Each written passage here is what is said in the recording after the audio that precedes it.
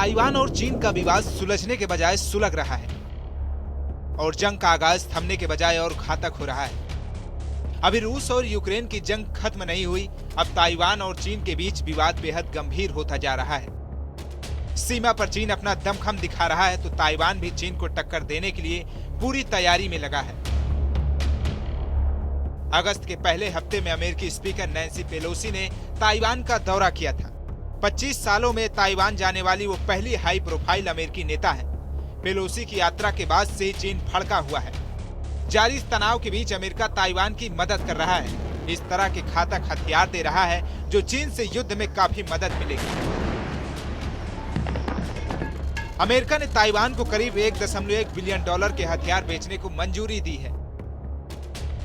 America के रक्षा विभाग ने जानकारी देते हुए कहा कि ताइवान को 60 एंटीशिप मिसाइल और 100 एयर टू एयर मिसाइलें दी जाएंगी। अमेरिका ने इस पैकेज की घोषणा पिछले महीने अमेरिकी प्रतिनिधि सभा की अध्यक्षता नैन्सी पेलोसी की यात्रा के बाद किया है। DSCA ने बताया कि इस बिक्री में साइडविंडर मिसाइलें भी शामिल हैं, जिनका उपयोग हवा से हवा और सतह पर हमले के मिशन के लिए किया जा सकता है। इनमें से कुछ $85.7 मिलियन की लागत से हार्पून एंटीशिप मिसाइलों की लागत करीब $355 मिलियन और ताइवान की निगरानी रडार कार्यक्रम के लिए $665.4 मिलियन के सैन्य उपकरण शामिल हैं।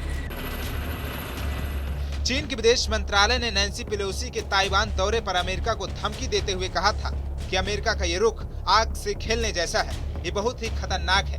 जो आग से खेलेगा वो खुद जलेंगे। इतना ही नहीं, चीन ने नैन्सी के दौरे को देखते हुए ताइवान के आसपास सैन्य अभ्यास करने का ऐलान कर दिया था। उधर ताइवान ने भी युद्ध जैसी स्थिति से निपटने के लिए जरूरी कदम उठाने शुरू कर दिए हैं। इस समय ताइवान को अमेरिका का सीधा साथ मिल रहा है। यही वजह है कि ताइवान भी चीन को किसी भी स्थिति से निपटने की धमकी दे रहा है। इतना ही नहीं, पिछले साल अक्टूबर में अमेरिकी राष्ट्रपति जो बाइडेन ने कहा था कि अगर चीन ताइवान पर हमला करता है तो अमेरिका ताइवान की रक्षा करेगा। ताइवान को चीन अपना क्षेत्र मानता है, जबकि ताइवान खुद को एक स्वतंत्र देश बताता है। उधर अमेरिका के ताइवान के साथ आधिकारिक रूप से राजनयिक संबंध नहीं है।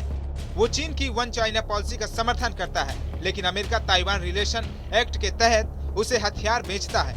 इस कानून में कहा गया कि अमेरिका ताइवान की आत्मरक्षा के लिए जरूर मदद देगा। ऐसे में चीन नैन्सी पेलोसी के तालिबान दौरे को सीधे तौर पर वन चाइना पॉलिसी को चुनौती के तौर पर देखा जा रहा है। चीन ने यह भी धमकी दी है कि ये दौरा हथियार उठाने की वजह भी बन सकती है।